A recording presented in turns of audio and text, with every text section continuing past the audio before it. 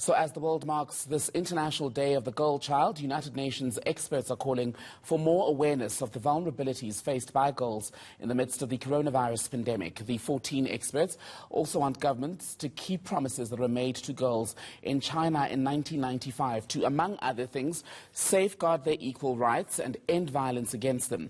One of those experts is South Africa's Dr. Tlaleng Mofokeng, who's also a United Nations Special Rapporteur. She joins us tonight by Zoom. Dr. T, always good to speak to you. So, 25 years later, how much of the promises made in Beijing have actually been honoured by the governments of the world?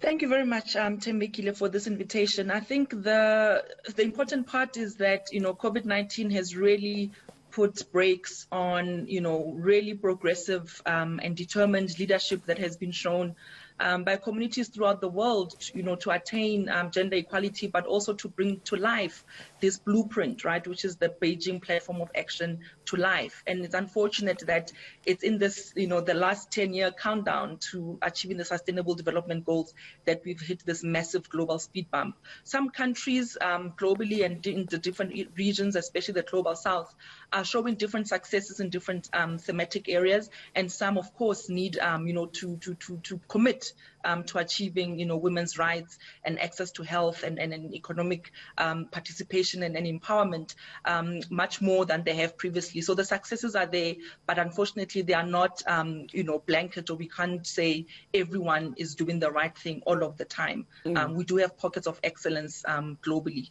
And on education alone, you have pointed in this letter to a devastating forecast. About 11 million girls reading might not return to school this year as part of what has happened on the back of the COVID-19 pandemic. How do we try to keep as many of them in class as possible, or send them back, as it were?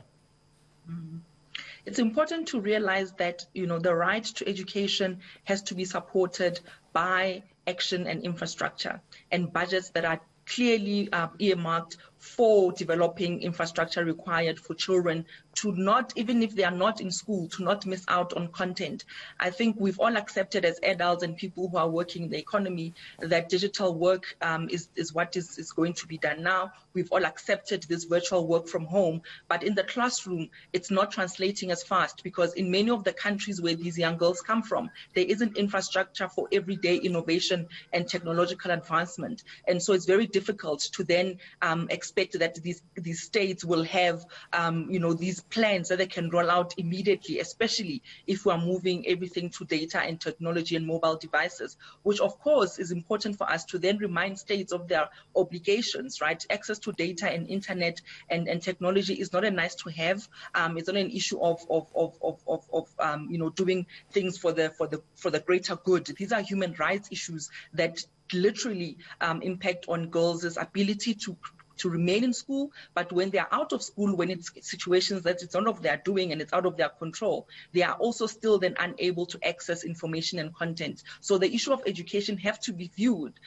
in the bigger scheme of things, in terms of ensuring that states remember their responsibilities around issues of technology, infrastructure, water and sanitation, right? Important ones, because a lot of these young girls we are hoping will survive the COVID pandemic, and many will not survive because their communities are still not having access to safe, clean drinking water as well as sanitation, which are critical for the prevention of COVID-19 infection.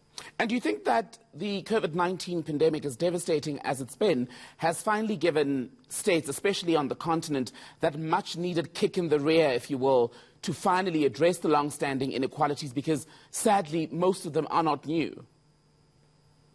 Absolutely, and this is why we call on a multi-stakeholder approach.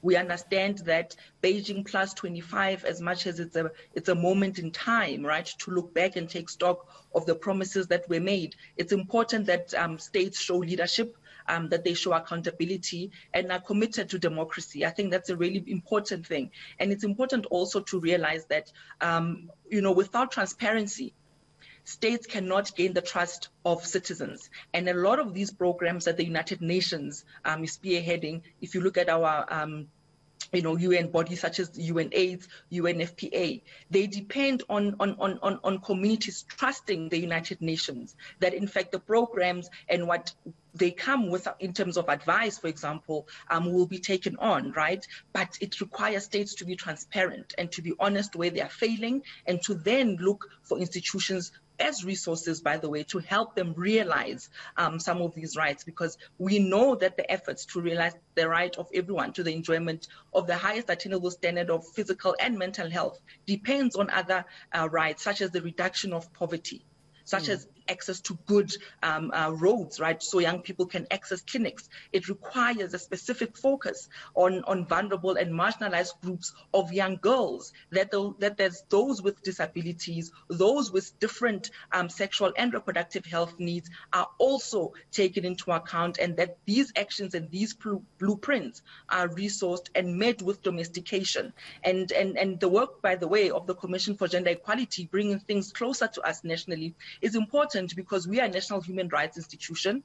We have status at the African Union. So we are also a resource, not only to South Africa, but those countries regionally, those women's movements, those people who are working in gender equality, to make sure that Africa as a region does not get left behind, where you have different countries who are committed to different things at different points in time, that we can truly domesticate, but also within the different regions, spearhead with the issue of gender equality. And in South Africa, just on the issue of lack of education, lack of financial resources and that sort of thing, it reminds me of a conversation that we've had quite a few times during the lockdown. That's about the sexual violence issue, human trafficking. A lot of women are lured often under the premise, false pretense that, look, if you come with me to area B, what awaits is an employment opportunity or a chance at schooling. And that will no doubt also rise as more women are left without access to finances, as more young women are left out of the classroom. Yes, and the statement by the UN experts and my colleagues, they range from, of course, myself as the Special Rapporteur on the Right to Health, but we also have the Vice Chair who's also from the Working Group on Discrimination Against Women.